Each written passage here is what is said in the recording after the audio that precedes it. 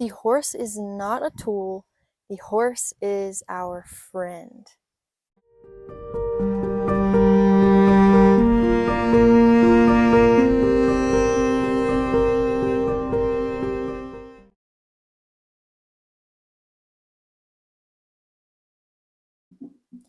Our horses are always weighing the scale of their interactions with the world around them and with us.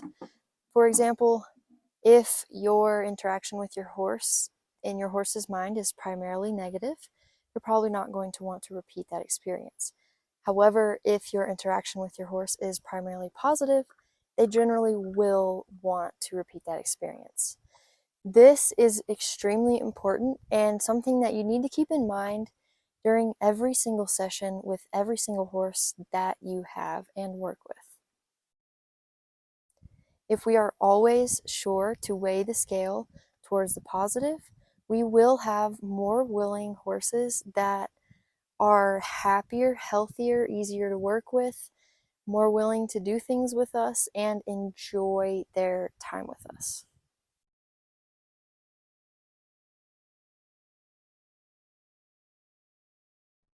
The horse is not a tool, the horse is our friend. Our friend. We need to treat them like we would treat a human friend that we would like to remain friends with. If we're mean to them for no reason, if we push them around, if we boss them around incessantly and telling them what to do and nagging them, they're probably not going to be our friend anymore. So we need to think from the horse's point of view and think, what would this horse like for me? How could I make this horse be friends with me?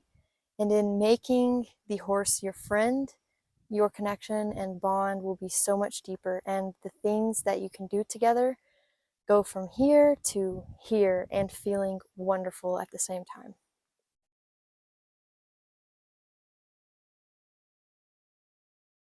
Warwick Schiller, one of my favorite horse trainers of all time, always says that expectation is the mother of disappointment.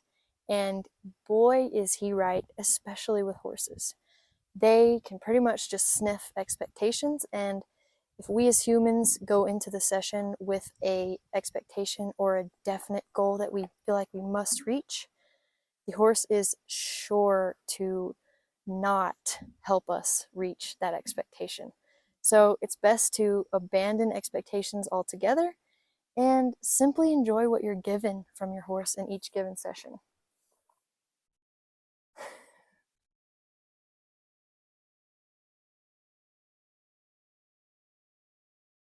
And along the same lines of expectations, we as the human in the human-horse relationship must always be aware of our mental state.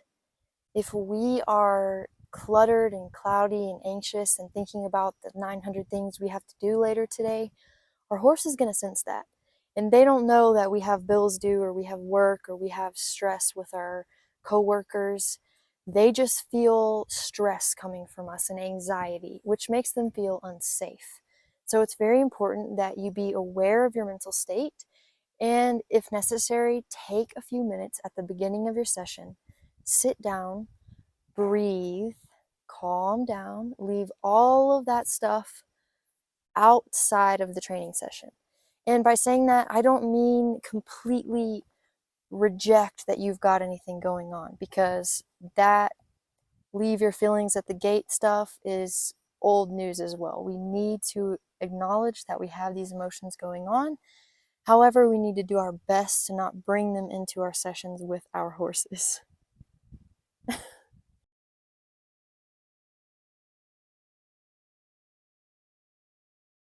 You should always develop mutual respect and boundaries within your human-horse relationship.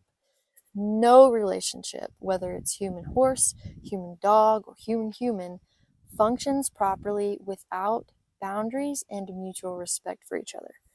And what I mean by respect here isn't in the traditional sense where if they turn their butt to you or do something disrespectful, then you lunge them incessantly to make them respect you.